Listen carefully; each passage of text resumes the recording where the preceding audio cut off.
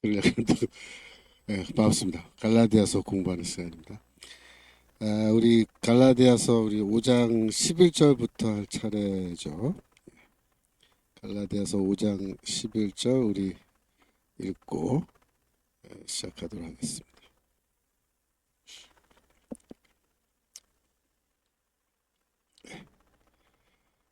형제들아, 내가 지금까지 할례를 전하면 어찌하여 지금까지 핍박을 받으리요. 그리하였으면 십자가에 거치는 것이 그쳤으리니. 지금 바울이 이렇게 말하는 거예요. 만약에 내가 지금까지 구원받기 위해서는 할례를 받아야 한다, 이렇게 전해였다면 내가 어찌하여 지금까지 핍박을 받았겠느냐. 여기서 이제 많은 학자들이 그런 질문을 던져요. 과거에 그러면 바울은 다메섹 사건 이전에 이방인들을 찾아다니면서 할례를 받으라고 그렇게 뭐 전도를 하고 다녔던 거 아니냐. 그러니까 이렇게 말하는 게 아니냐. 그런 이제 질문들을 많이 해요. 그래서 어떤 학자들은 담메색 사건 이전에 그리스도를 만나기 이전에 바울은 유대교의 선교사였다. 그래서 이방인들을 쫓아다니면서 이렇게 찾아다니면서 할례 받으세요, 할례 받으세요, 할례 받고 구원 받으세요, 이런 식으로 할례 받고 유대교를 믿으세요, 그죠? 유대교 신자가 되세요, 이렇게 얘기하는 거예요. 그렇게 유대교를 열심히 전도하고 다녔다, 이렇게 주장하는 그런 학자들도 있어요. 정말로 그랬을까요? 우리가 지난 학기 또 지지난 학기에 여러 가지 우리 갈라디아서에 대한 공부를 많이 했는데 그 중에 하나가 뭐였어요? 다메섹 경험 이전의 바울은 어떠한 종류의 사람이었느냐? 우리가 한번 공부 깊이 한 적 있죠.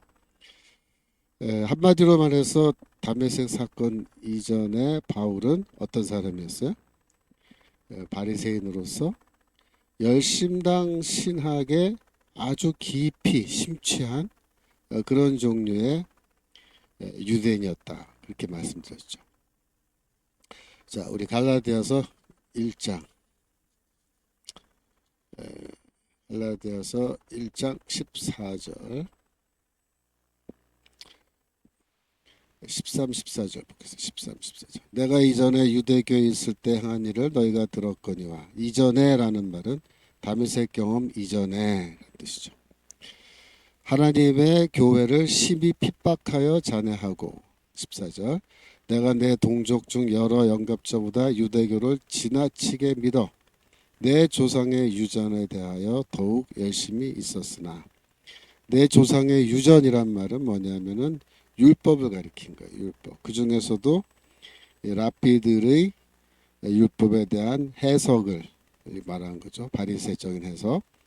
그래서 거기에 대해서 열심히 있었다 할 때 열심이란 단어가 중요해요. 왜냐하면은 이 열심이란 단어는 그 당시 유대교에서 굉장히 신학적으로 중요한 개념입니다.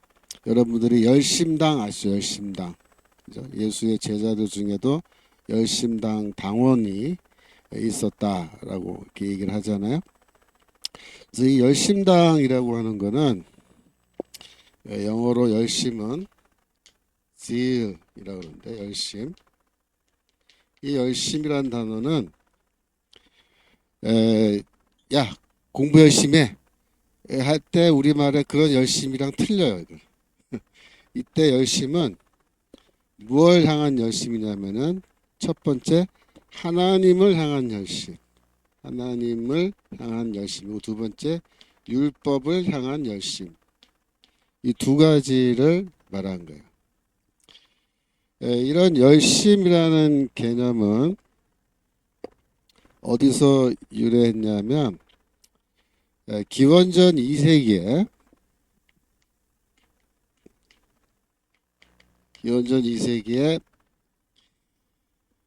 시리아가 이제 팔레스타인을 이렇게 지배했습니다. 그때 당시에 안티오쿠스 4세 시리아의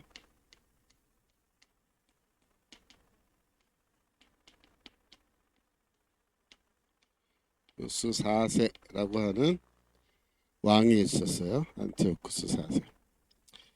이 왕이 유대교를 핍박했습니다. 어떻게 핍박했느냐? 성전의 그 창고를 쳐들어가서 거기 있는 그 금은 보화, 또 성전세 이런 거죠. 성전세 모아놓은 거. 이걸 다 털어갔어요. 그 다음에 율법책을 다 압수해서 불질러 버렸어요. 안식일을 지키지 못하게 하고, 또 어린아이를 낳으면은 할례를 행하지 못하게 하고, 더 나아가서 예루살렘 성전에서 제우스 신을 섬기는 제사를 드리게 하고, 그리고 지방에서도, 시골 지방에서도 사람들을 모아다가 시리아의 관리들이 강제로 이렇게 우상에게 숭배하게 하는 그런 일들을 했어요. 그래서 유대교를 아주 극심하게 핍박한 왕입니다. 안티오쿠스 4세. 이런 일이 있었어요. 예수께서 오시기 한 200년 전쯤에. 그래서 그 시대에 유대인들이 뭐 어떻게 해요? 안 하면 죽인다 그러니까 어떤 사람들은 가서 우상 숭배하고 이렇게 했단 말이에요. 근데 그때 이제 여기에 강력하게 반발을 하고 여기 시리아에 대해서 반란을 일으킨 제사장 가문이 있었어요. 그래서 마카비라고 하는 가문의 제사장들, 특별히 그 마카비와 그의 아들들입니다. 그래서 이 사람들을 중심으로 해서 반란을 일으켰단 말이에요. 반란. 그래서 이 사람들이 이제 그 오늘날로 말하면 게릴라전을 한 거예요. 게릴라전. 시리아 군대를 대상으로 해서. 시리아 군대는 막강한 엄청난 큰 제국이란 말이에요. 알렉산더가 죽고 알렉산더의 제국이 이제 뭐 세 개로 결국 두 개로 이제 갈라지게 된 셈인데 그 둘 중에 하나란 말이에요. 시리아. 그래서 굉장히 큰 나라인데 뭐 저 시골의 제사장 가문의 아들들 중심으로 해서 그 동네 사람들 그죠? 모여서 이제 반란 시작했는데 어떻게 이길 수 있겠어요? 그러니까는 게릴라전 하는데 시리아 군대가 이제 진압하려고 이제 이 반란군을 추격했단 말이에요. 그런데 이 시리아 군대가 유대인들을 잘 이해하는 사람들이었어요. 그래서 그 지휘관이 이렇게 기다렸다가 안식일날 공격을 했어요. 그 안식일에 공격을 하니까 이 유대인들이 처음에 어떻게 반응을 했냐면 안식일에 칼을 뽑고 싸우는 것은 안식일을 범하는 것이다. 그렇게 생각한 거예요. 그러니까 십계명에 안식일을 거룩하게 지내고 뭐 안식일을 범하면 안 된다. 그런 율법이 있잖아요. 십계명에. 근데 이제 일하지 말라라고 했더라고요. 안식일에는 일하지 말라. 근데 중요한 게 뭐냐면 그 일이란 게 뭐냐라는 거는 십계명에서 설명 안 해요. 구체적으로. 대체 어디서부터 어디까지가 일이냐? 이거는 그 시대의 랍비들이 해석을 해주는 거고 그러한 해석을 받아들여서 사람들이 그대로 따라서 지키는 건데 안식일에 칼을 뽑고 적군과 싸우는 것은 이거는 안식일을 어기는 거다라고 그렇게 생각하는 거예요. 이 사람 유대인들이. 그래서 시리아 군대가 막 공격해서 쳐들어오는데 이 유대인 군대는 반란군은 게릴라군은 반격을 하지 않고 칼을 뽑지 않고 그 자리에서 그냥 칼에 맞아 죽었어요. 그 기록이 남아 있습니다. 지금 요세푸스라고 하는 사람이 쓴 책에 기록이 남아 있어요. 근데 중요한 게 뭐냐면 그때 그 사람들의 멘탈리티 생각해요. 멘탈리티 뭐냐면은 율법을 어기느니 내가 칼을 뽑고 내가 살겠다고 칼을 뽑고 싸우면서 율법을 어기느니 나는 차라리 뭐야? 칼 맞아 죽겠다. 라고 생각한 거예요. 그 유대인들이. 목숨을 걸고 율법을 지키는 겁니다. 율법을 어기느니 차라리 죽는 게 낫다. 이런 생각이잖아요. 그걸 뭐라 그러냐면 그거를 열심이라고 해요. 열심. 이해되시죠? 이제. 그러니까 바울이 내가 내 조상의 유전에 대하여 더욱 열심히 있었다. 갈라디아서 1장 14절 그렇게 말을 할 때 이 열심은 어떤 종류의 그 멘탈리티를 말하는 거예요? 어떤 종류의 태도, 생각이에요? 율법을 어기느니 차라리 죽는 게 낫다라고 하는 그런 생각이에요. 그런 사고. 바울도 그런 사고를 갖고 있는 거예요. 그러니까 이게 BC 2세기에 이런 열심을 갖고 있는 사람들이 있었어요. 율법을 향하여. 이게 쭉 물이 흘러듯이 바울 시대까지 이게 쭉 연결돼서 흘러내려온 거예요. 바울은 그런 사람이에요. 특별히 이런 사람들을 하시딤이라 그래요. 하시딤. 에, 하시딤은 마카비 반란을 주도했던 세력을 말하는 건데 이 하시딤들은 다 그런 생각 갖고 있어요. 그래서 이 율법을 어기느니 차라리 죽는 게 낫다라는 그런 생각. 근데 이 하시딤의 정신을 물려받은 게 두 그룹이에요. 열심을 물려받은 그룹이. 첫 번째는 열심당.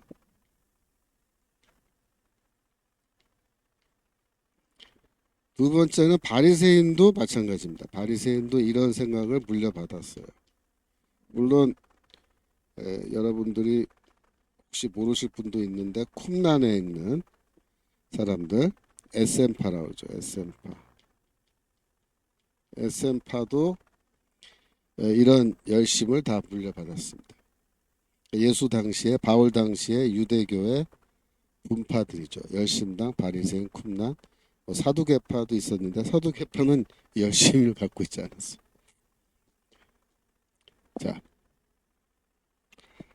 그래서 이 중에서 이제 열심당이 제일 이 하시딤들의 열심을 그대로 물려받은 건데 이 열심이란 거는 이제 뭐냐면은 나는 율법을 목숨 걸고 지킨다 뭐 이런 거잖아요. 근데 내 옆에 사는 내 옆집 사는 사람이 유대인인데 만약 그 사람이 율법을 안 지키면 어떻게 해야 되죠? 내가 이제 그 퀘스천이에요. 그 퀘스천. 그럼 어떻게 되냐? 나는 율법에 열심히 있어요. 근데 이 옆집 사는 유대인은 율법을 안 지켜요. 그러면 나는 어떻게 이 사람에 대해서 어떻게 해야 되느냐? 그 질문이 생기는데 왜 이 질문이 생기냐면 이 알렉산더가 제국을 건설하고 그 이후에 세계를 헬레니즘 세계랍니다. 헬레니즘 세계.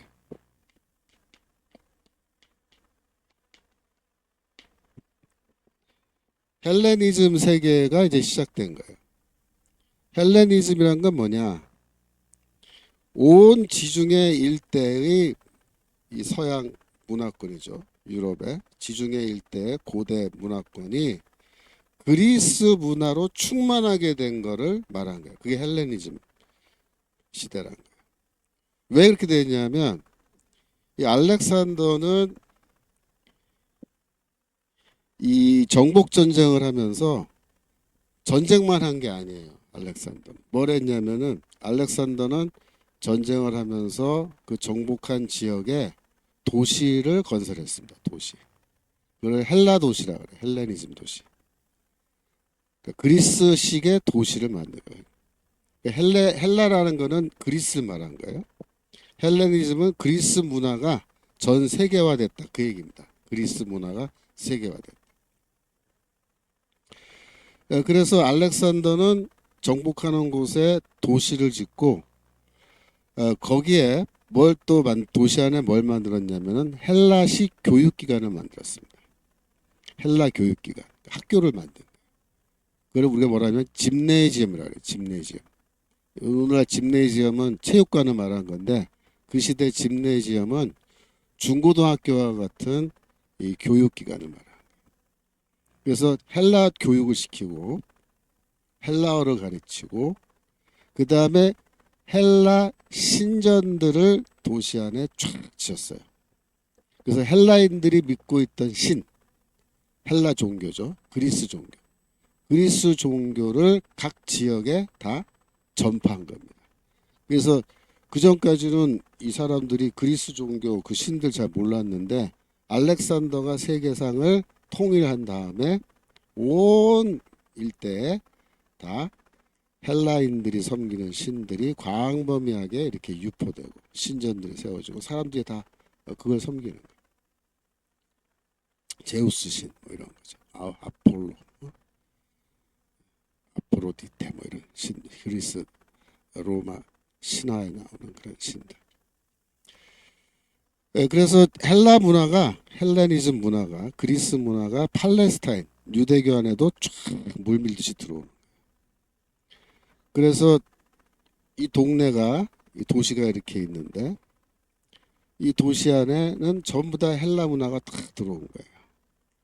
여러분 그 시대에 이미 예루살렘에 헬라식 교육기관인 짐네지엄이 만들어졌습니다.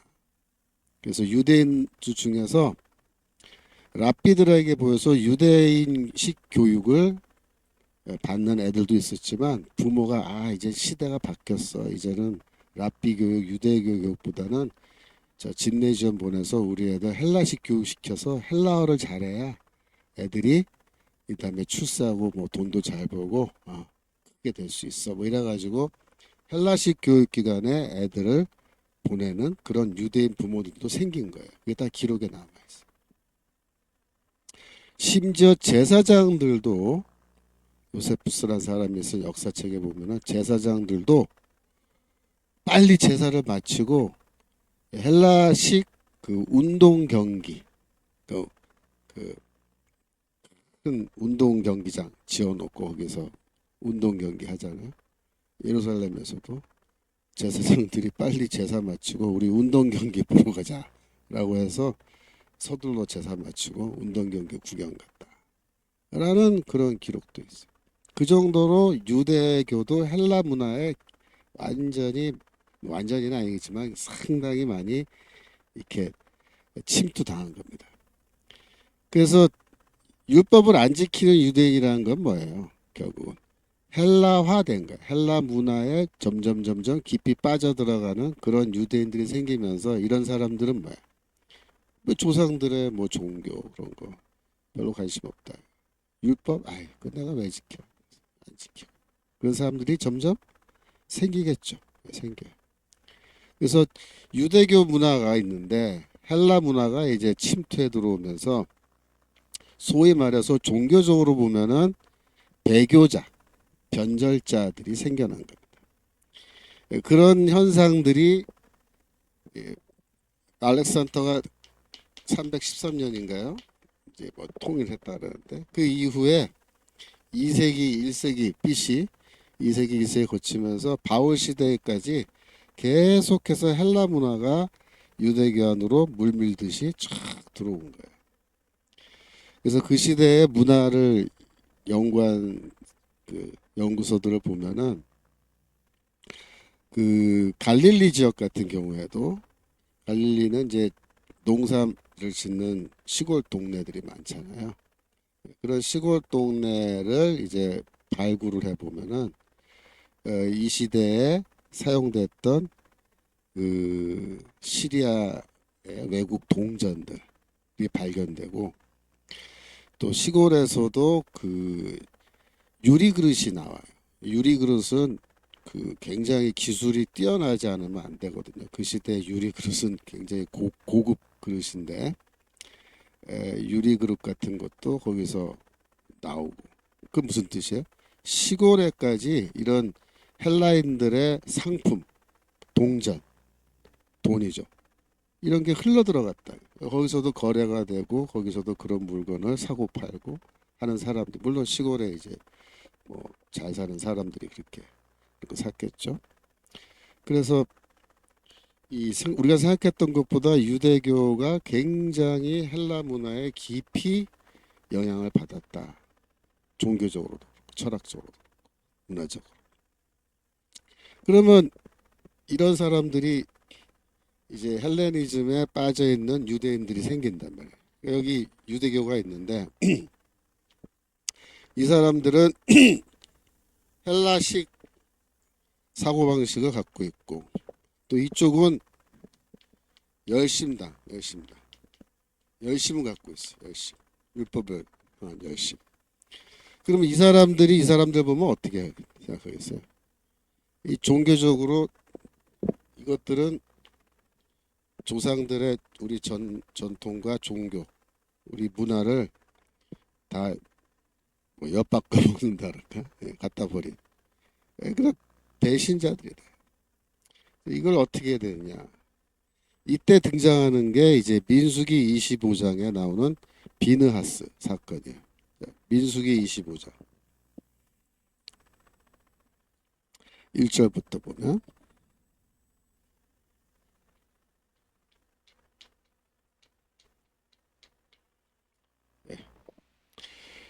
이스라엘이 출애굽해서 이제 쭉 나오다가 모압 사람들이 사는 곳에 도착했는데 이 모압의 그 발락이라고 하는 왕이 있었잖아요.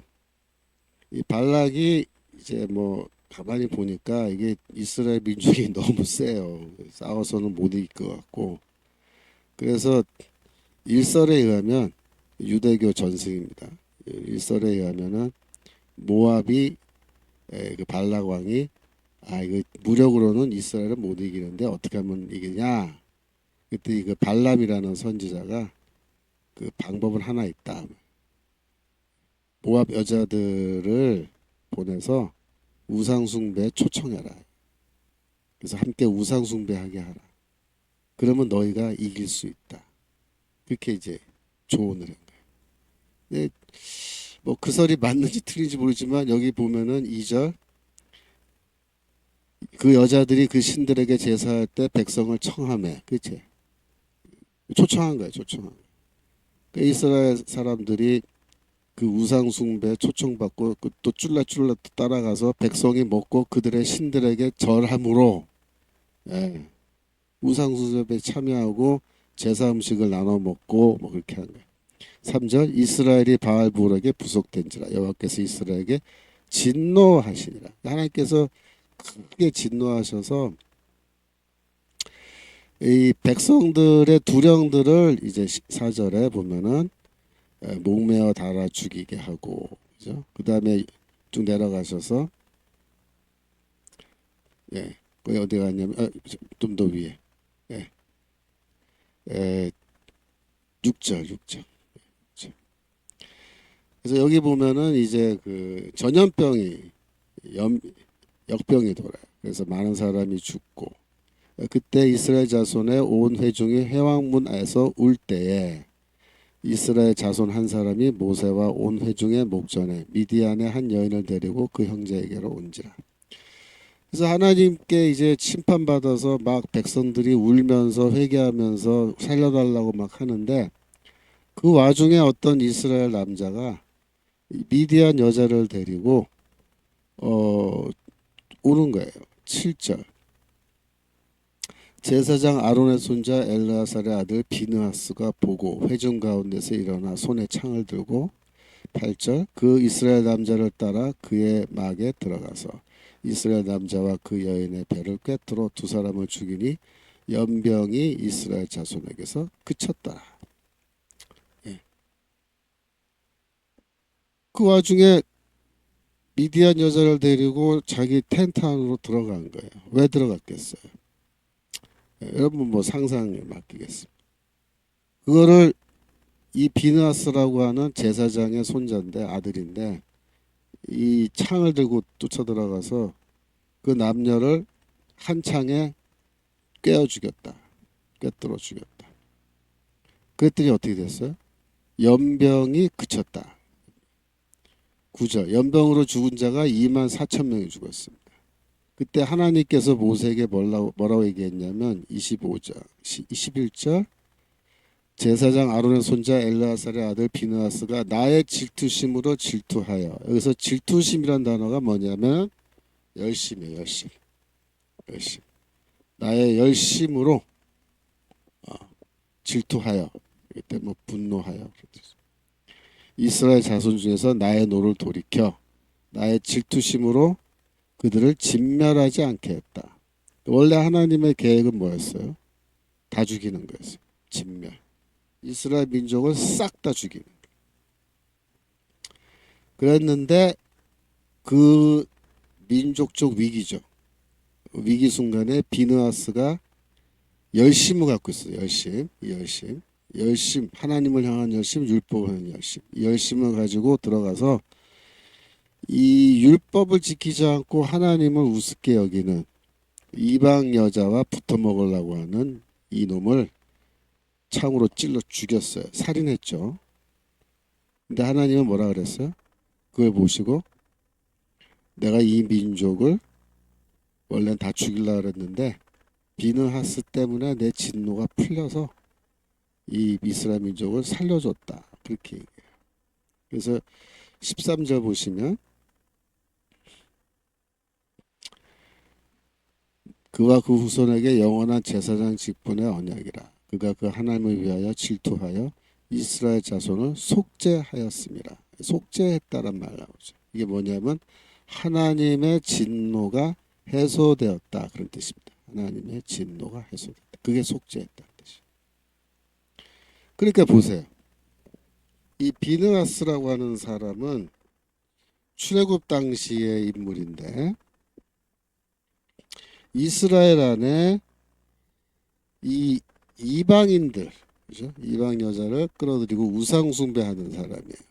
그 사람을 한 칼에 죽여버리고 이 조상들의 전통을 지켰다 이거죠. 그래서 이 비느하스라는 사람이 이 2세기 BC 2세기 때부터 유대인들에게 굉장히 훌륭한 사람으로 이렇게 떠올라요. 그 출애굽 당시에 있었던 일인데 이 일에 대해서 이 시리아의 핍박을 받은 그런 경험을 통해서 이스라엘 민족들이 우리 조상들의 율법과 우리 유대교라는 종교적 전통을 지켜나가는 게 중요하고 또 이렇게 유대교를 개무시하는 정신 나간 유대인들은 어떻게 된다? 비느하스가 했던 것처럼 이제 우리가 그놈들을 처단해야 된다. 처단해야 된다. 그래서 우리 종교의 순수성을 유지해야 된다. 그래서 이 열심을 갖고 있던 유대인들은 헬라 문화에 전염된 이런 유대인들을 어떻게 했냐면 공격해요. 공격해서 폭력적으로 아주 공격을 해서 강제로 율법을 지키게 만든다. 그게 뭐야? 그게 열심이에요. 열심. 근데 바울은 뭐 하던 사람이에요? 이런 일 하던 사람. 이런 열심을 갖고 유대교 안에 변절자들이 생기나 안 생기나 그걸 감시하는 거예요. 이거를 비유적으로 말하면 종교 경찰이라 그래요. 종교 경찰. 바울은 물론 경찰관은 아니었지만 그 당시에 종교 경찰관 역할을 하던 사람. 바울은 항상 눈을 크게 뜨고 우리 유대인 공동체 안에 율법을 어기고 율법을 안 지키고 헬라 문화에 오염돼 가지고 우리 유대교를 우습게 보는 놈들이 있나 없나 감시하다가 발견되면 가서 어떻게 해요? 몽둥이로 때려잡는 거예요. 여러분 바울이 왜 다메섹으로 갔어요? 우리는 교회를 핍박하러 갔다고 그렇게 생각합니다. 근데 그 당시 바울 입장에서는 교회를 핍박하러 갔다기보다는 뭐예요? 유대교 내부의 변절자를 처단하기 위해서 간 거예요. 즉 다메섹에 이민 가서 살고 있는 유대인들이 있는 거예요. 그 유대인들이 거기서 살고 있는데 이렇게 소문을 들으니까 예수를 믿는 유대인들이 생겼다. 그래서 이 예수라는 사람은 바울이 보기에는 아주 그 죄질이 나쁜 유대인이었어요. 그래서 최고법정, 유대교의 최고법정인 산헤드린에서 유죄 판결받고 사형의 처벌을 받은 그런 죄질이 나쁜 유대인인데 그 유대인을 지금 뭐 부활했다 그러면서 이 정신 나간 유대인들이 그 예수를 십자가에 처형당해 죽은 예수를 예배한다. 하나님을 예배하듯이. 그러니까 바울이 보기에 이놈들은 정신 나간 놈들이다. 그래서 바울이 열심히 있기 때문에 다메섹으로 뛰어간 거예요. 열심히 없었으면 그렇게 다메섹으로 가지 않죠. 그죠? 제가 이 말씀을 왜 드리냐면은 자 생각을 해보세요. 다메섹 경험을 하기 이전에 바울은 어떤 사람이다? 유대교 내부에 이런 변절자들이 생기나 안 생기나 그거를 항상 감시하면서 생기면은 놈들 혼내주는 사람인데 이런 바울이 과연 헬라인들을 찾아다니면서 할례 받으세요, 유대교 믿으세요 이러면서 유대교를 선교하면서 유대교를 전도하면서 돌아다녔겠느냐? 그럴 리가 없죠. 선교사들은 뭐예요? 헬라인들을 자꾸 유대교 안으로 끌어들이는 거잖아요. 근데 바울은 그런 거 별로 관심 없습니다, 사실. 바울은 뭐에 관심이 있어요? 유대교 내부에 헬라 문화에 오염된 사람이 있느냐 없느냐 거기에 집중하고 있는 거예요. 그런 종류의 사람이 열심히 헬라인들 찾아다니면서 헬라 도시 돌아다니면서 유대교 믿으라고 헬라인들을 설득해서 유대교로 막 받아들이는 그런 일들을 했겠냐 말이에요. 그럴 리가 없어요. 그래서 5장 11절 갈라디아서 5장 11절 다시 돌아가서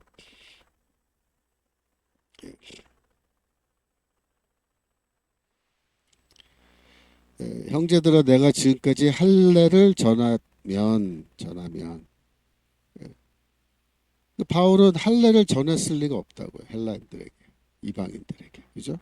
이런 종류의 가정은 어떤 가정이에요? 내가 과거에 그런 일을 하지 않았지만 그죠? 하지 않았지만 뭐 그러나 그렇다고 할 것 같으면 그렇게 가정한다면 이런 뜻이겠죠. 그래서 이거는 과거에 하지 않았다라는 것을 역으로 뒤집어서 말하는 거지 옛날에 정말 내가 했었다 그런 뜻으로 말하는 거는 아니다 말이에요. 제가 교과서 390페이지에도 이제 그 얘기를 많이 설명을 했는데 그래서 이 열심당에 심취한 바울은 바리새인으로서 열심당에 심취한 유대인이었기 때문에 그가 개종 전에 이방인들을 유대교로 개종하기 위해 노력했을 가능성은 거의 없다. 자 그렇게 여기 설명해놨죠. 근데 그 시대에 이 유대교라는 종교는요 사실 열심히 선교하는 종교가 아니었어요. 그것도 여러분들이 상식적으로 좀 알아두세요. 그 시대에 유대인들이 선교사를 파송했나요? 유대인들이 유대교 회당마다 전부 다 세계 선교부 뭐 이런 거 만들어 놓고 선교부장 이런 거 뭐 교회 회당 안에 만들어 놓고 열심히 선교사들 트레이닝해서 세계 방방곡곡으로 유대교 선교사를 보냈습니까? 그런 적이 있어요? 없어요. 없어요. 그래서 우리가 이런 질문을 해요. 1세기 유대교는 선교를 하는 종교였느냐? 질문해요. 대답은 뭘까요? 아니다입니다. 아니다.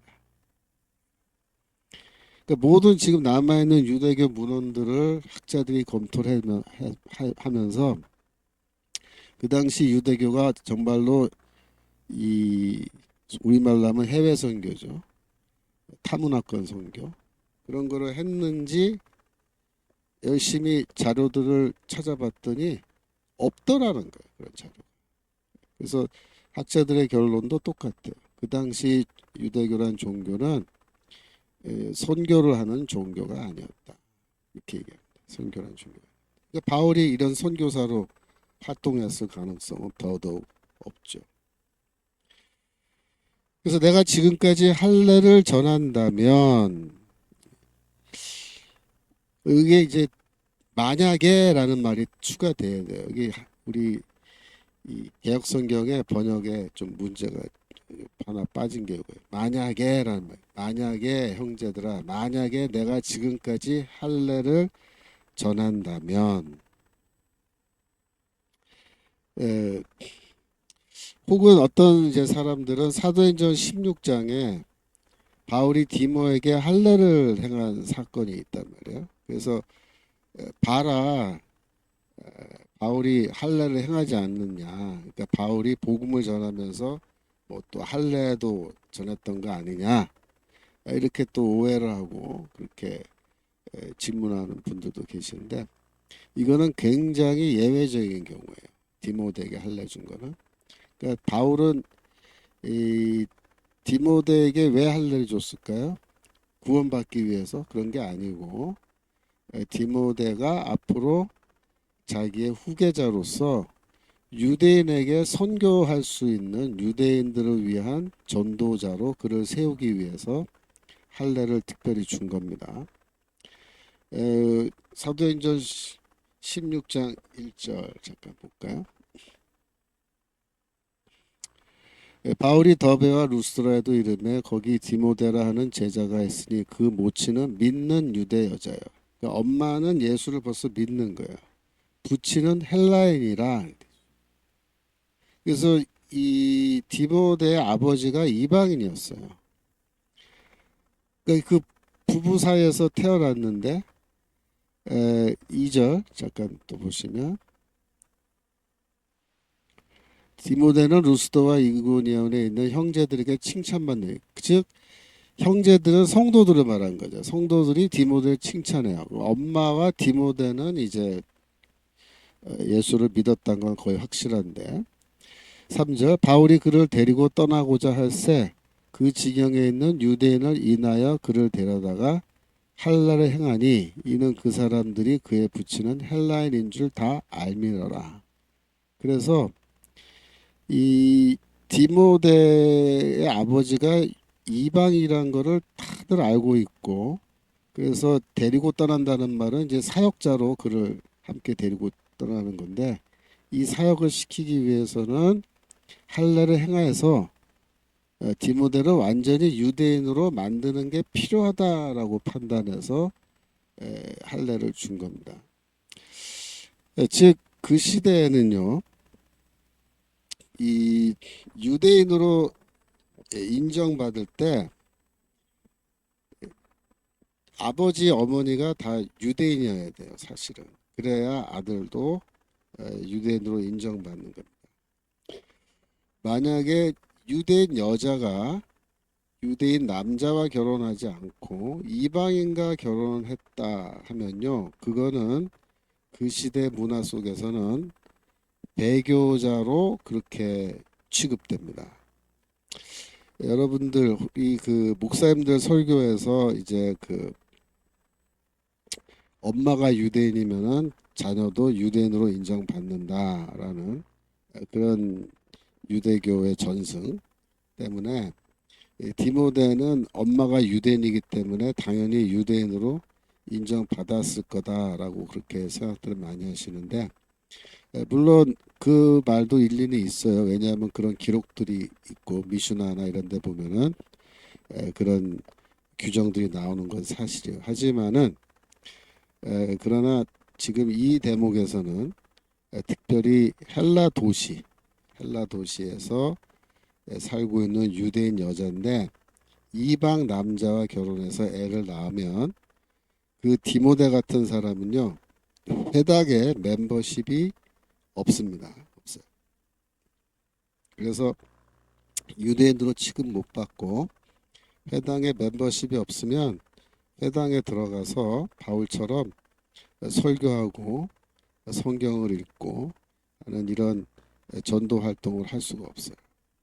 그래서 바울이 디모데는 유대인을 위한 선교사로 전도자로 만들기 위해서 할례를 준 거고, 그거는 매우 특별한 케이스입니다. 사역자로 세우기 위해서 그렇게 한 거예요. 그리고 디모데에게 할례를 준 거는 갈라디아서를 쓴 이후에 이 할례를 준 거예요.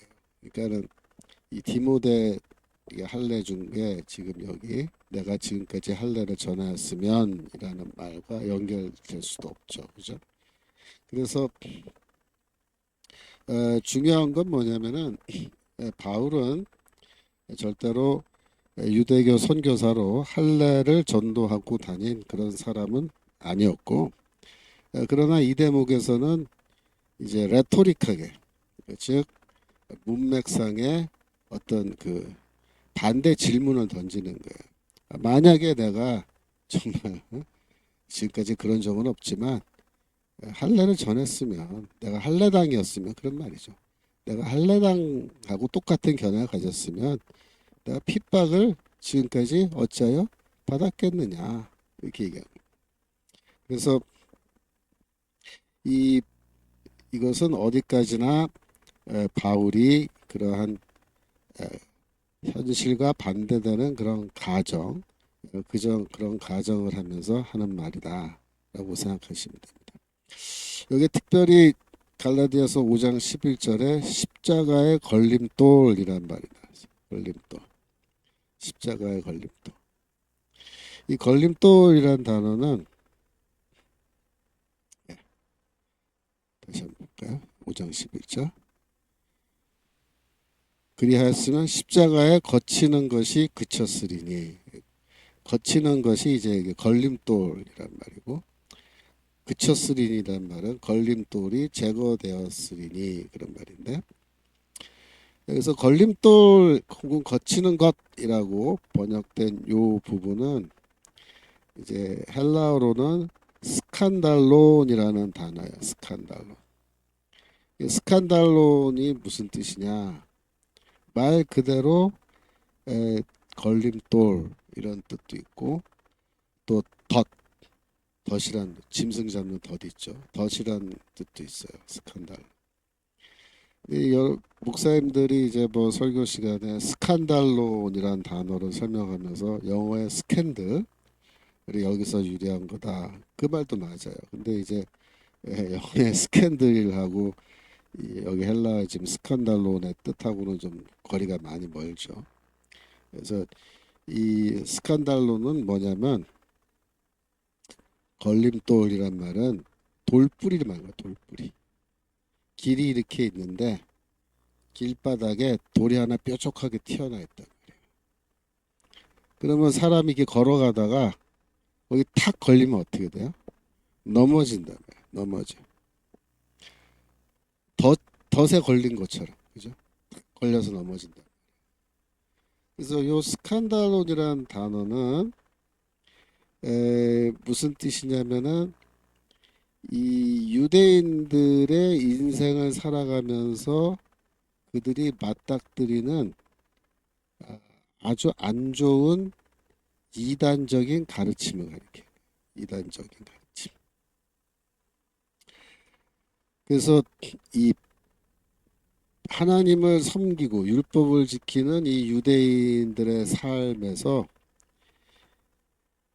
벗어나게 하는, 즉 배교를 하게 하는 아주 교묘한 잘못된 가르침을 뭐라 하냐면 스칸달론이다. 십자가의 걸림돌이라는 말은 십자가라는 스칸달론, 이런 뜻입니다. 십자가라는 스칸달론.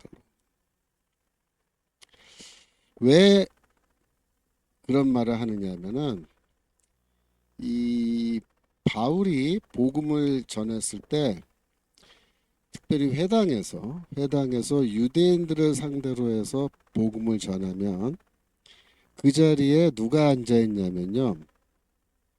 서기관들이 앉아 있을 수 있어요. 서기관들은 뭐예요?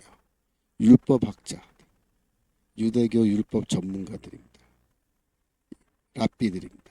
이런 사람들은 율법 해석을 다 훈련받아서 이걸 가르칠 수도 있고 이런 그런 율법 전문가들인데 이런 사람들이 딱 앉아 있단 말이에요. 그런데 바울이 설교를 하면서 십자가에서 죽은 예수가 구원자다, 메시아다 이렇게 설교를 하면은 이 율법학자들이 그 얘기를 듣고 벌떡 일어나서 뭐라고 얘기하냐면 너의 그 주장은 스칸달론이다 이렇게 그 자리에서 비판하고 맞서는 거예요. 무슨 말이에요? 너의 그 가르침은 우리 유대인들로 하여금 하나님을 섬기는 법도에서 벗어나서 배교자가 되게 만드는 그런 아주 위험하고 잘못된 가르침이야! 라고 하면서 바울을 비판하고 공격하기 시작한 거예요. 그래서 이런 서기관들과 바울은 그 자리에서 이제 논쟁을 하고 그걸로 끝나는 게 아니라 이 서기관들은 바울을 고발해요. 유대교 회당은 법정의 역할을 또 한단 말이에요. 그래서 그 유대교 회당에 고발을 해요. 내가 직접 들었다. 이 인간이 하는 말을. 십자가에 처형돼 죽은 예수가 메시아라고 하나님의 아들이라고 지금 주장하는 걸 내가 들었다. 라고 해서 바로 고발을 해요. 여러분들이 고린도전서 1장 23절 고린도전서 1장 23절 읽으시면 여기에 거치는 것, 거리끼는 것 이런 말이 또 나오죠. 우리는 십자가에 못 박힌 그리스도를 전하니 유대인에게는 거리끼는 것이요 이방인에게는 미련한 것이로되 이렇게 말하죠. 그래서 거리끼는 것이 바로 뭐야? 헬라어로 스칸달론, 걸림돌. 십자가에 못 박힌 그리스도가 유대인에게는 뭐다? 스칸달론이다. 무슨 뜻이냐면 유대인이 그렇게 반응을 한다는 거예요. 십자가 복음을 전하면 유대인은 야 이거 스칸달론이야 하면서 반응하는 거예요.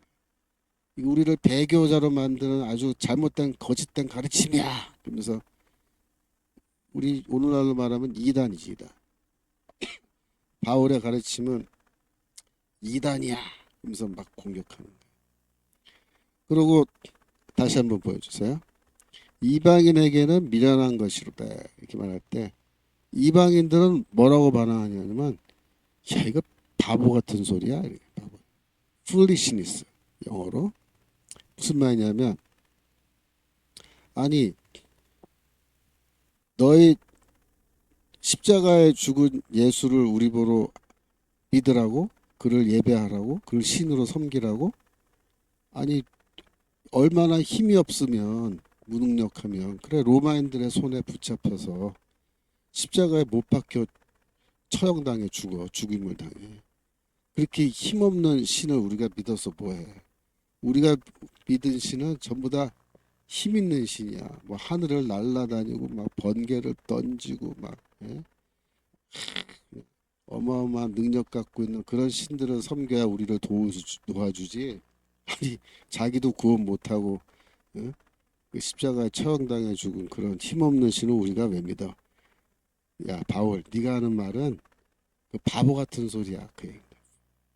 미련한 것이로되 바보 같은 소리야 그렇게 반응한다는 헬라인들 여기에서도 분명히 나오죠 유대인들은 복음에 어떻게 반응한다 이것은 스칸달론이다 라고 하면서 정면으로 바울에게 도전하는 건데 바울이 지금 야 내가 할례당하고 똑같이 할례의 복음을 전했으면 내가 지금까지 박해도 안 받았을 것이고 내가 복음을 전할 때마다 십자가의 복음을 전할 때마다 야 이거 스칸달론이야 그러면서 공격도 당하지 않았을 거다.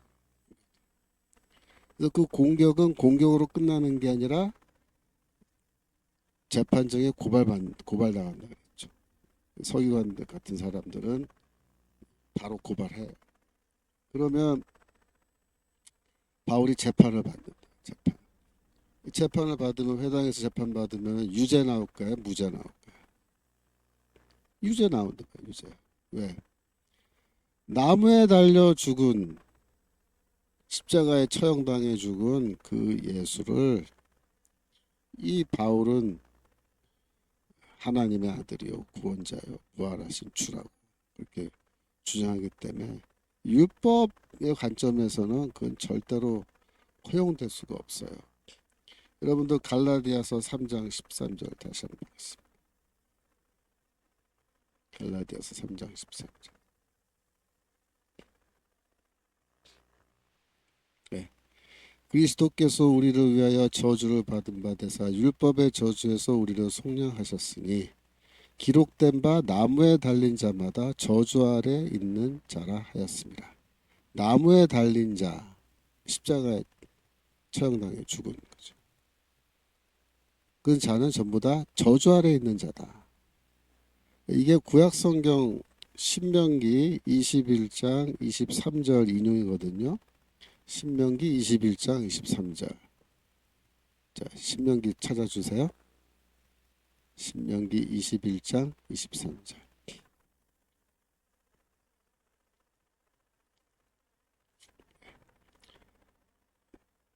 (21장 23절) 22절부터 보겠어요. 만일 사람이 죽을 죄를 범함으로 내가 그를 죽여 나무 위에 달거든 그 시체를 나무 위에 밤새도록 두지 말고 당일에 장사하여 내 하나님 여호와께서 내게 기업으로 주시는 땅을 더럽히지 말라. 나무에 달린 자는 하나님께 저주를 받았습니다. 그렇죠? 그래서 이제 사형에 해당하는 죄를 지으면 유대교 법정에서 재판에서 유죄 판결받고 처벌은 사형. 그러면 사람을 죽여 처형해요. 근데 그 시체를 어떻게 하냐면 나무 위에 달아놓게 한다. 물론 밤이 되면은 거두어서 장사 지내서 땅에 묻어주긴 하지만 나무 위에 그 시체를 걸어두라는 율법이 있어요. 그래서 나무 위에 걸리어서 죽은 자는 이렇게 돼 있죠. 나무에 달린 자. 하나님의 저주를 받았다. 이게 신명기 21장 23절에 나온 내용인데 이 구절을 어디다 적용하냐면 십자가 처형에 적용하는 거예요. 로마인들의 십자가 처형을 유대인들은 신명기 21장 23절과 연결시킵니다. 그 십자가에 달려 죽은 자는 뭐예요? 하나님의 저주를 받아 죽은 것이다. 그렇게 되어 있어요. 그래서 이 대제사장과 산헤드린의 대표들이 예수를 십자가에 못 박아 죽이려고 애를 쓴 거예요. 빌라도의 도움을 받아서 빌라도의 손을 빌어 십자가에서 예수를 못 박아 죽이면 어떤 효과가 있어요? 만 백성의 모든 유대인들의 눈에 아 예수는 하나님의 저주를 받아서 저렇게 나무에 달려 죽는구나. 예수는 거짓 선지자구나. 저 가짜구나. 그렇게 보인다. 그래서 바울이 전도할 때 십자가 복음을 전한다는 게 굉장히 어려운 거예요. 특히 유대인들에게 십자가 복음을 전한다는 거는 너무나 어려워. 왜? 예수는 하나님의 저주를 받아 죽은 자인데 어떻게 그가 무슨 뭐 메시아고 구세주고 그런 거냐. 말도 안 된다. 그래서 십자가 복음을 전하면 바울이 핍박을 받고 바울을 향해서 네가 가르치는 십자가 복음은 뭐다? 스칸달로 거리끼는 거다. 즉 뭐야? 유대인들이 이렇게 걸어가다가 탁 걸려서 자빠지게 하는. 열심히 신앙생활 잘하는데 지난주에 열심히 잘 달렸다. 달리기 메타포 있잖아. 열심히. 가다가 어떻게 탁 걸려서 넘어져 어떻게 돼? 코가 깨져. 코가 깨져. 그거를 비유적으로 이게 넘어진다.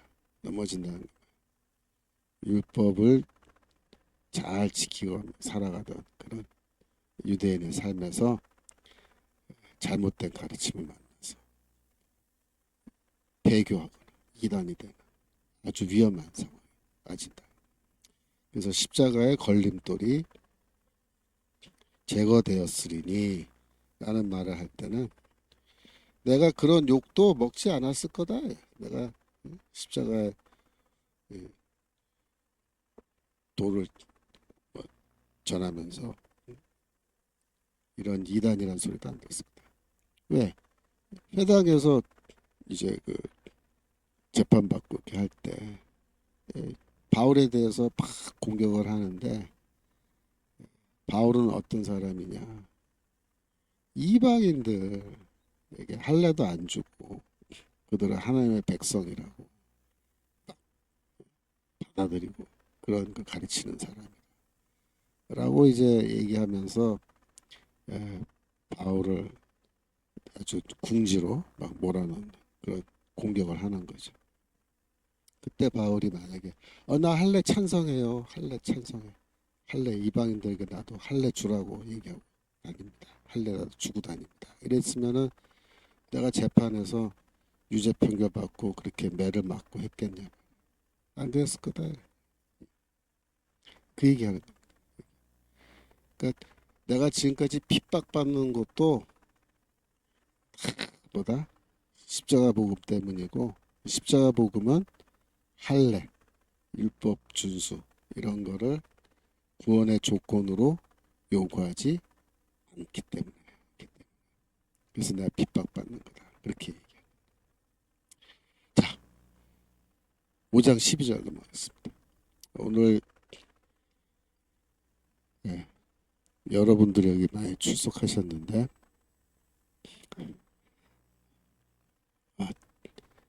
디지털 목사님 저보러 초고 신학자 김철원 교수라고 감사합니다.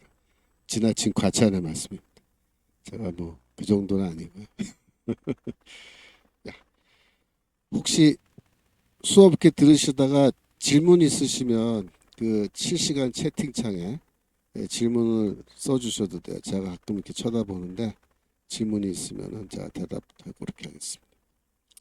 5장 12절 너희를 어지럽게 하는 자들은 스스로 베어버리기를 원하노라. 여기서 베어버리다라는 이 동사가요. 아포콥토라는 동사인데 이 아포콥토는 신체 일부를 절단하다 그런 뜻입니다. 신체 일부를 절단하다. 여기서는 거세하다라고 그렇게 번역해도 돼요. 너희를 어지럽게 하는 자들이 스스로 거세하기를 원한다. 여기에 사실은 이제 차라리라는 말이 더 추가되는 게 좋은데 차라리 거세하기를 나는 원한다. 그러니까 이게 굉장히 심한 말입니다. 에, 왜냐하면은 유대교에서도 그렇고 뭐 어느 나라 문화가 마찬가지죠. 남자로서 그 남자의 생식기를 거세한다는 거는 뭐예요? 굉장히 어떻게 보면 좀 수치스러운 거죠. 수치스러운. 뭐 우리 조선 시대 때 뭐 내시라 그러나요? 네, 내시를 그다 거세하고 그렇게 했는데 지금 바울이 여기서 굉장히 심한 말을 하는 거예요. 너희를 어지럽게 하는 자들, 너희를 혼돈에 빠뜨리는 누굽니까? 할례당들이죠. 할례당들은 스스로 거세해라. 거세해라. 잘라라. 잘라. 이제 할례를 주장하는 것을 빗대어서 이 완전 거세해라 이렇게 지금 얘기한 건데 이건 굉장히 심한 말이고 거의 이건 오늘날로 말하면은 뭐랄까 거의 욕입니다. 욕. 예.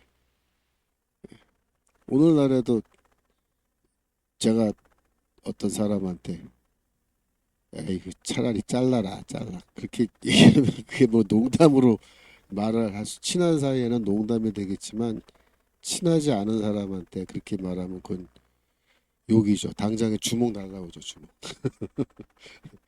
그런 얘기야 사실은. 물론 학자들 중에 아포콥토라는 이 동사를 거세하다로 해석하지 않고 교회와의 관계를 뭐 자른다, 절연한다 그러죠. 절연. 그런 뜻으로 봐야 된다라고 주장하는 사람도 있어요. 근데 그거는 그런 사람들은 왜 그렇게 해석하냐면 이게 너무 심한 말이니까 에이, 설마 바울이 그런 심한 말을 했겠어? 라고 하면서 에이, 그럴 리는 없는데 그러니까 이거는 교회와의 관계를 자르라는 뜻이겠지라고 이렇게 하는데 대부분의 학자들은 그렇게 안 봐요. 이거는 거세하라는 뜻으로. 왜냐하면 이것보다 심한 말을 바울이 한 적이 있기 때문에 그래요. 빌립보서 3장이죠.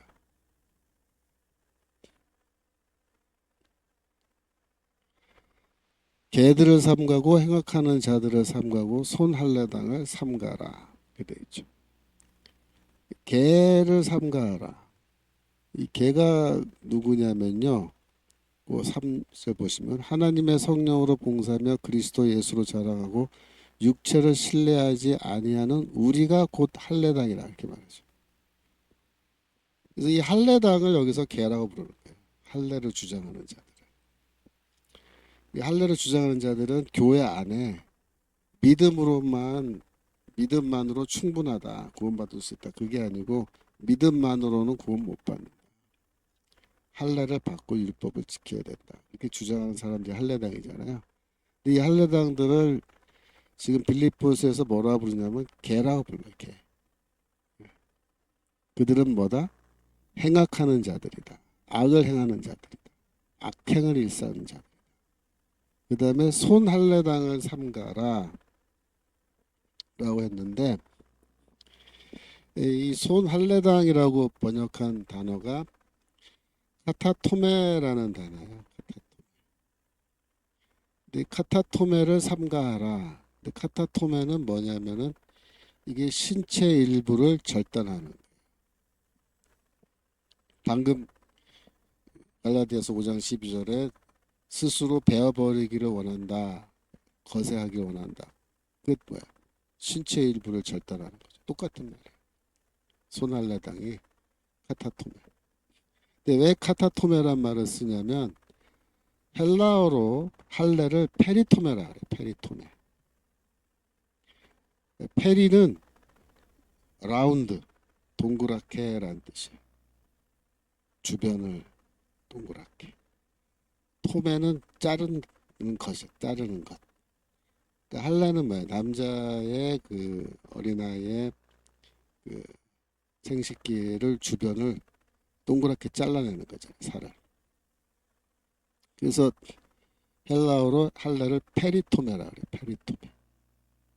근데 바울이 이 페리토메 할례당들을 삼가해라라고 말하고 싶은 건데 일부러 페리토메란 말을 안 쓰고 카타토메란 말로 바꿔버려요.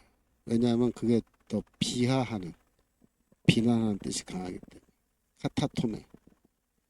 카타토메들을 삼가해라. 그들은 할례당인데 사실은 어떤 인간들이냐 신체 일부를 절단한 것들이다. 이렇게 굉장히 험한 말을 하는 거예요. 그래서 여기 개라는 말도 나왔죠. 그죠? 카타토메. 이거 우리한테는 뭐 카타토메가 별거 아닌 것처럼 들리지만 유대인들의 귀에는 이게 굉장한 모욕적인 말입니다. 카타토메들. 삼가라는 말은 뭐예요? 쫓아내라. 못 들어오게 해라. 사귀지 말아라. 어울리지 말아라. 그 뜻이. 그리고 이 할례당들은 뭐다? 악을 행하는 장들이다. 악한 자들이다. 이렇게 욕을 하는 거예요. 그러니까 빌립보서에서 사실 더 심한 말을 한 거죠. 개. 어떤 문화권이건 개는 이거 우리나라 문화에서도 개는 욕이잖아요. 사람한테 개라 그러면 저 욕이잖아요. 여기 바울도 똑같아. 이 유대인들도 원래 유대인들은 누구를 개라고 불렀냐면은 이방인들을 개라고 불렀어요. 유대인들은. 그러니까 할례당들은 유대인들은 이방인을 개라고 불렀는데 바울은 거꾸로 그걸 뒤집어요. 이방인들이 개가 아니고 너희들이 개야. 개 XX들 말이에요. 그 예전에 한기총인가? 한기총 그렇지. 한기총에서 정광훈 목사님 이단이라고 막 한때 막 난리 친 적 있잖아요. 그래서 제가 그때 왜 이 사람들이 전 목사님을 이단이라고 그러느냐 그 이유를 제가 쭉 읽어봤는데 거기 보니까 설교하면서 욕을 한다, 욕을 한다, 욕을 하니까 이단이. 그럼 바울도 이단이에요? 바울도. 그러니까 여러분들이 그걸 아셔야 되는데 이 복음의 적, 복음의 적, 복음의 적은요. 그게 말 진짜 이단이죠. 복음의 적이에요. 근데 복음의 적들을 향해서는 바울도 뭐라고 그래요? 개라고 부르고 카타토메라고 부르고 그죠? 거세라 차라리 잘라라 잘라 그러면서 욕을 하는 거예요. 진하게. 근데 사실 욕을 욕이 나올 수밖에 없는 상황이 있잖아요. 바울도 그렇고 그런 순간에는 욕을 하죠. 세례 요한도 그랬잖아요. 이 독사의 자식들아.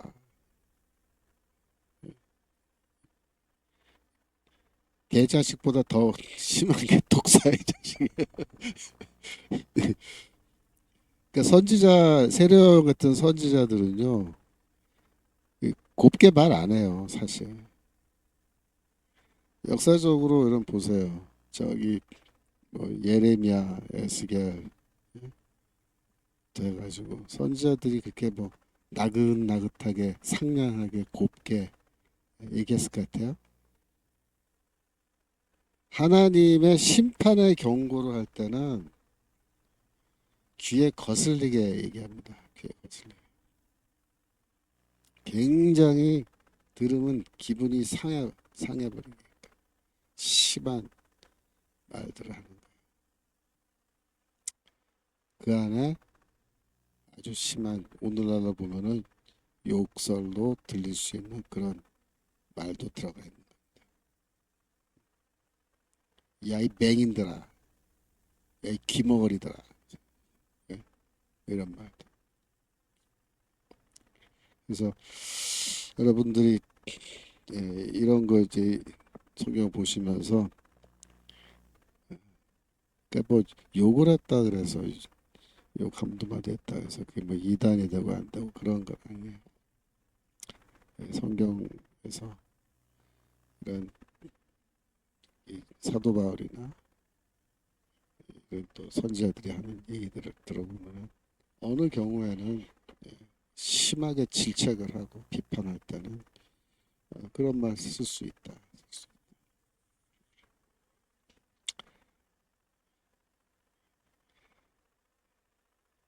어제 어, 어제 유튜브 보면서 장학일 목사님이 그런 말씀하신 것 같은데 욕을 안 하면서 뭐 설교 이런 거 말할 수 있는 분은 한 분밖에 없네. 장경동 목사님밖에 없다. 근데 저도 그거 듣고 빵 터졌는데 예.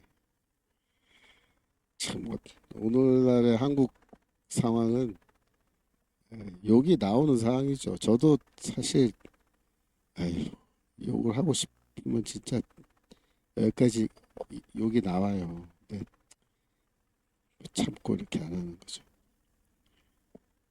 자, 5장 13절.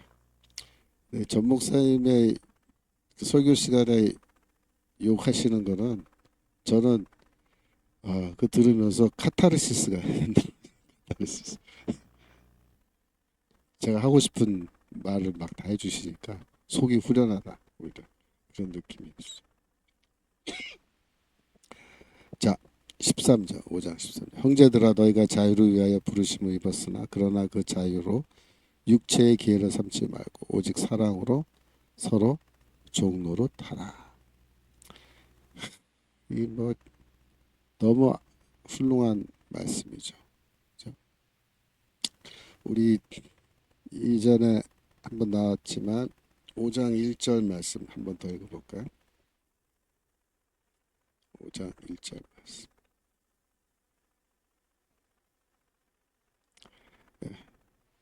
그리스도께서 우리로 자유케 하려고 자유를 주셨으니 그러므로 굳세게 서서 다시는 종의 멍에를 매지 말라. 그래서 자유와 자유인과 노예에 대한 말씀 비유 나왔는데 예전에 우리 5장 1절 할 때 제가 한번 설명을 드렸습니다만은 또 새로 신입생 들어오신 분들 계시니까 제가 뭐 복습 삼아 한번 다시 좀 설명을 해드려야 될 것 같은데, 그러니까 자유인과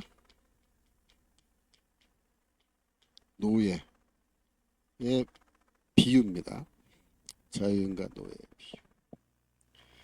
그래서 두 여인의 이야기에서는 여기에 하갈의 자녀, 또 사라의 자녀, 뭐 갈라디아서 4장에 나오는 두 여인의 비유 이게 나오는 건데,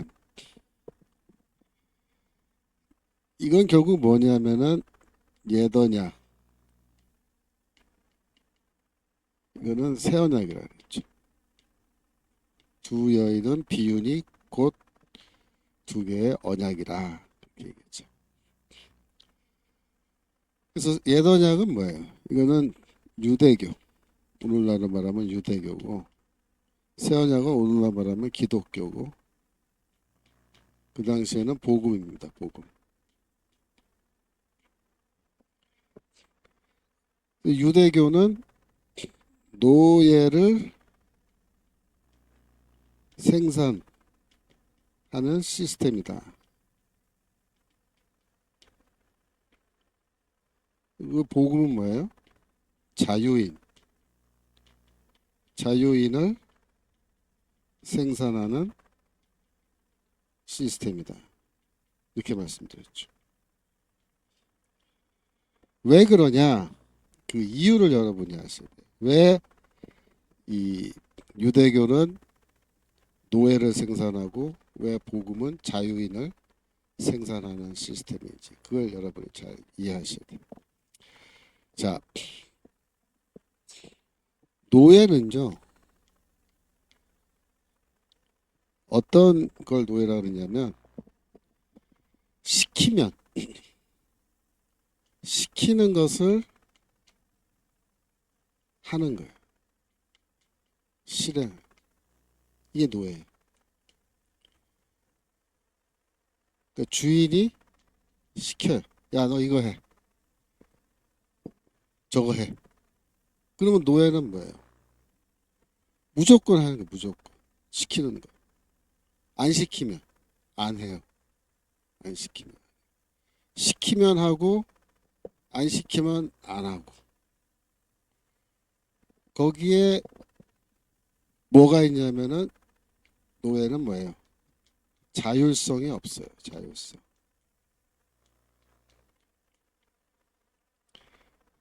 자율은 뭐예요?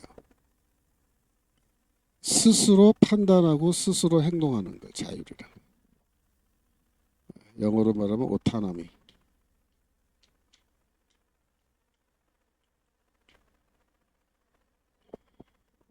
내가 스스로 판단해서 내가 이거를 해야 되겠다라고 해서 하면은 또 내가 스스로 판단해서 내가 이걸 하면 안 되겠다 안 하고 그게 뭐야? 그 자율성이거든. 자율성. 자유인은 이런 자율성을 갖고 있어요. 자유인은 자율성이 있다. 그 노예는 뭐야?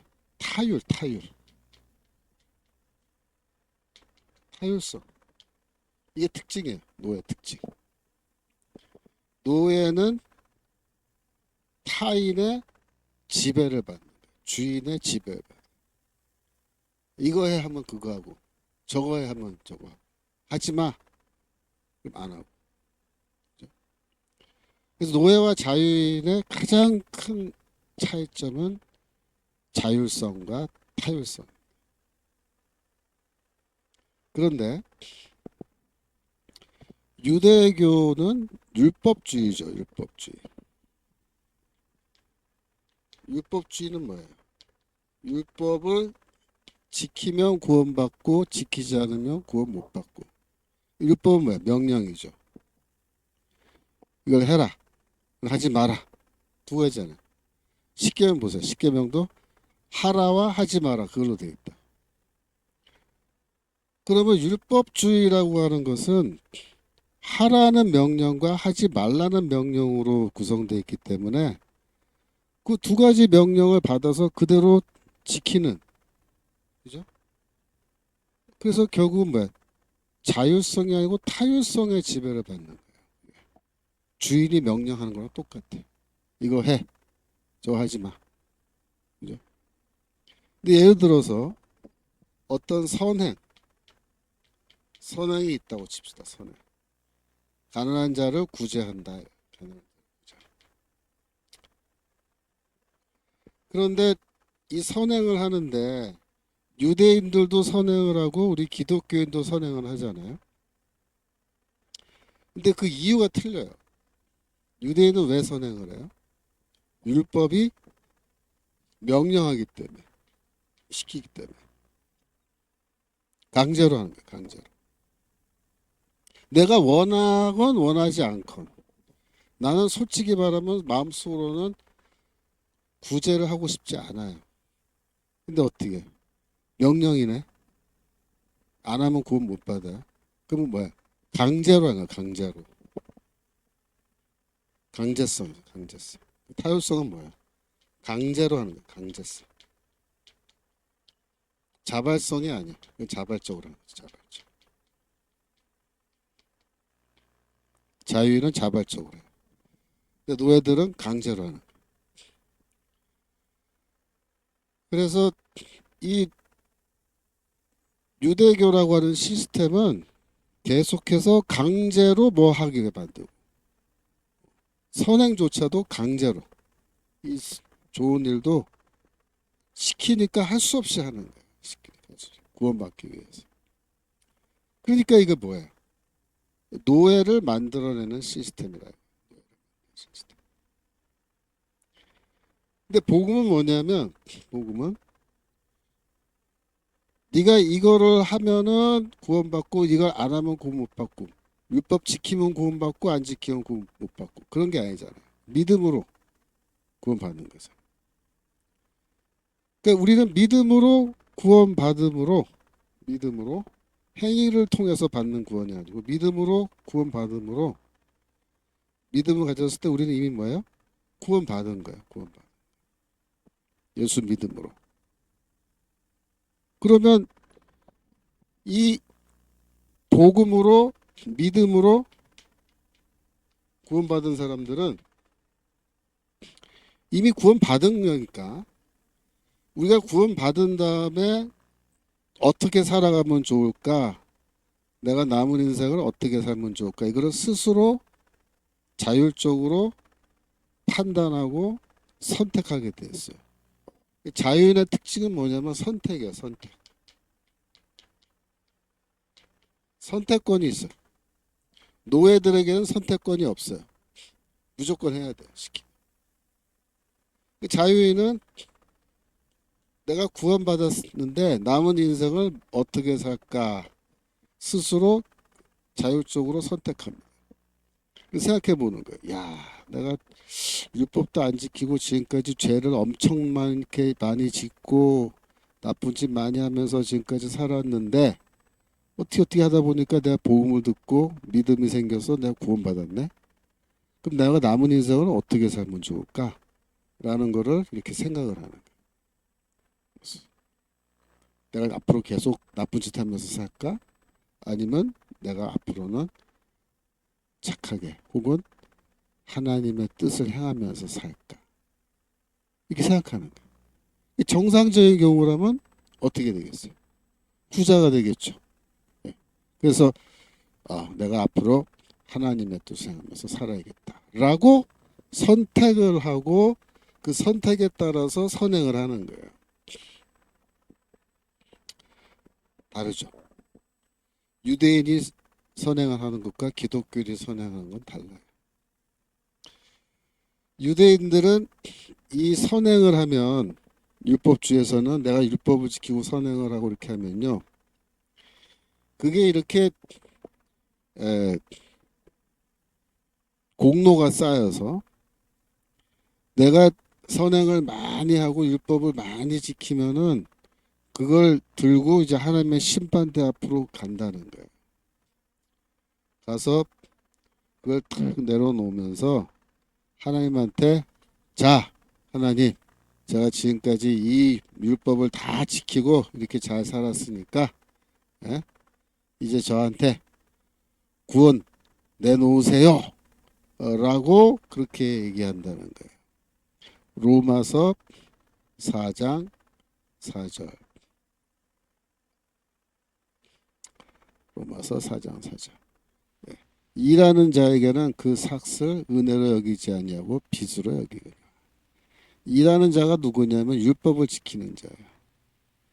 율법을 지키는 자는 심판대 앞에 섰을 때 하나님한테 자, 내가 이렇게 율법을 많이 지켰으니까 빨리 내 구원 내놓으세요 라고 하는 게 꼭 뭐 같으냐면 노동자가 일꾼들이 일을 한 다음에 그 주인한테 가서 자, 내 월급 내놓으세요 그런 거예요.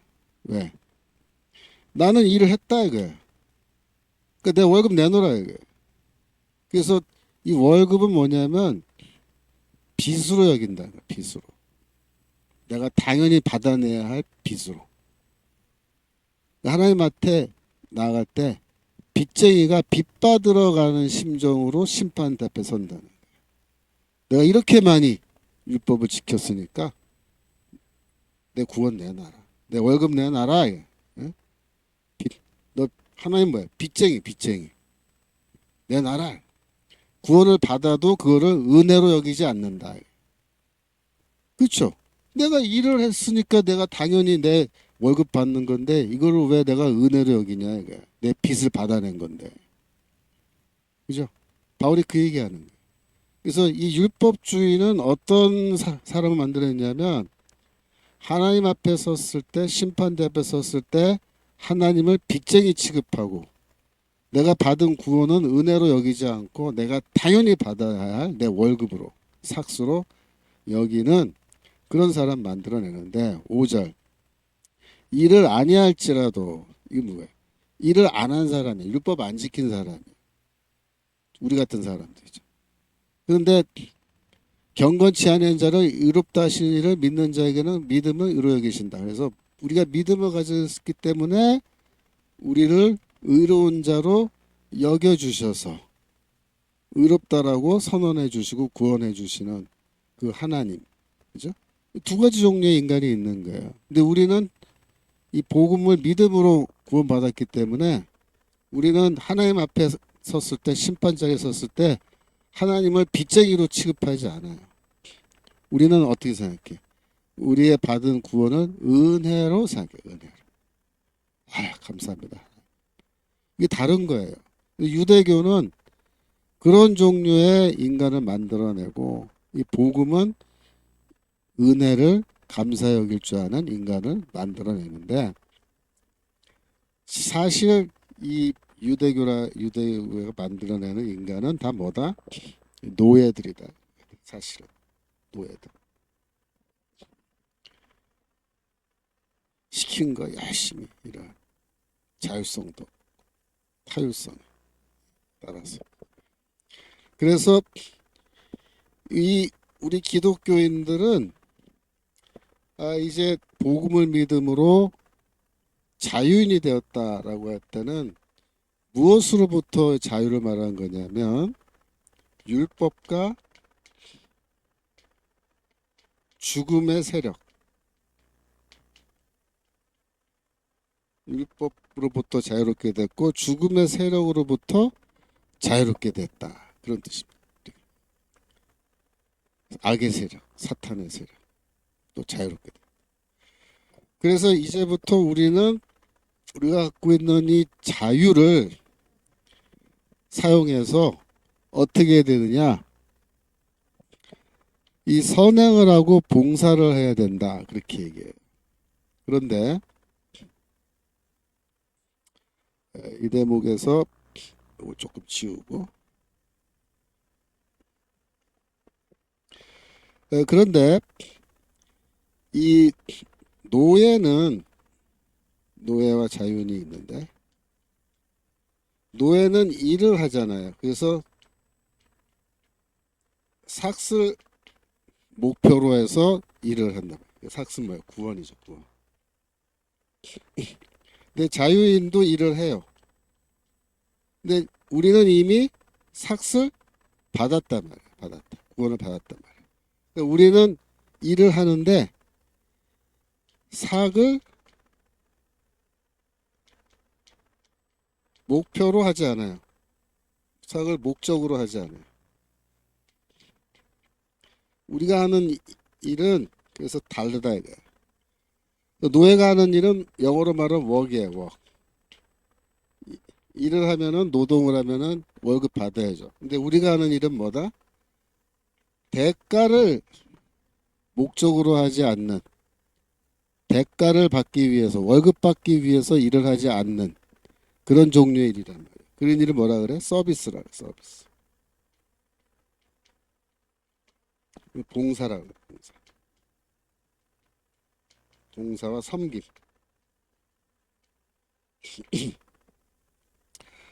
그래서 자유인들은